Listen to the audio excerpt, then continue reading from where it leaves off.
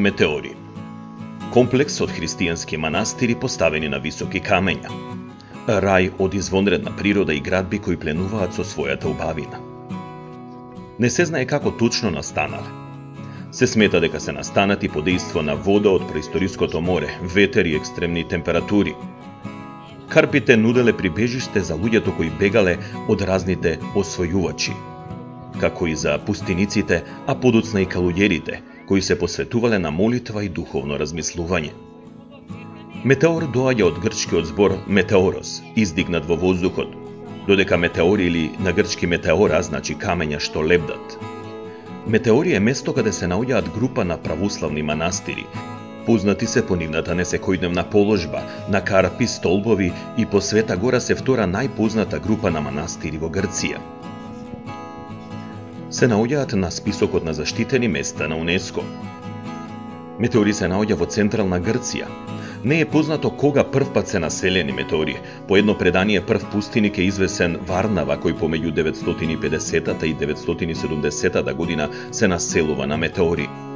Најголем просперитет има во 17 век, но со тек на време се повеќе опаѓа и од некаде околу 20 на манастири денеска има само 6.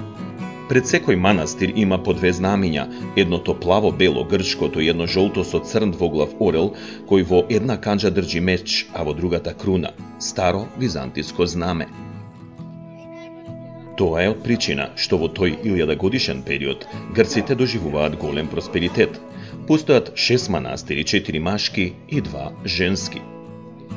Манастирот Голем Метеор или Преображение на Исус, најголем и најстар од сите манастири на метеори, подигнат во средината на 14 век.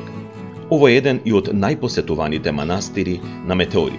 Се наоѓа на 613 метри надморска височина. Карпата некога се викала Платис Литос, широки камен.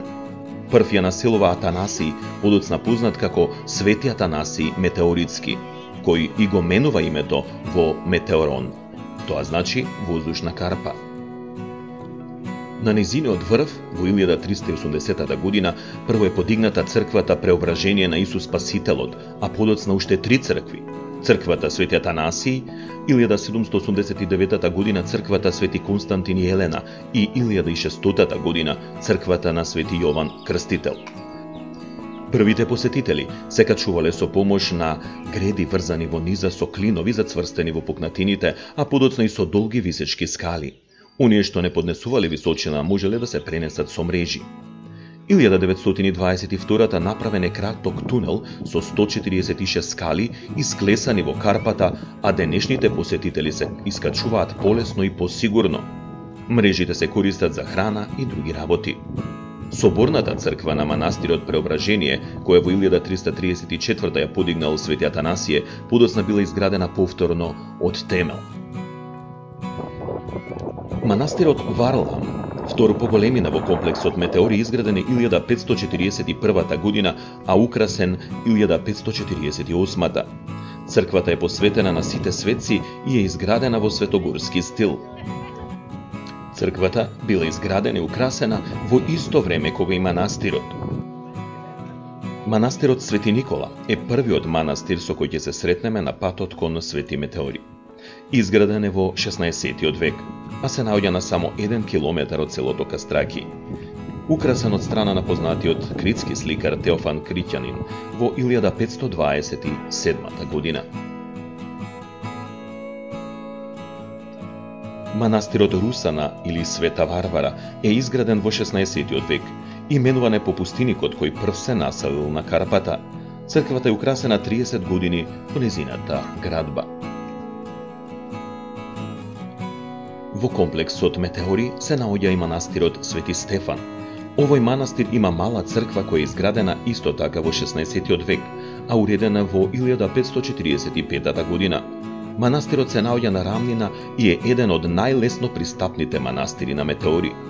Тој бил гранатиран за време на Втората светска војна од страна на нацистите кои верувале дека тука се кријат бунтовници. Од тогаш бил напуштен се до времето кога монахињите го превземаат и го преуредуваат. И манастирот Света Троица, најтежок за искачување. Меѓутоа, кога ќе се искачите, ќе бидете пленети од погледот. изграден е во 1475 година. Доколку ви се допадна ова видео, заследете го нашиот YouTube канал Level Center.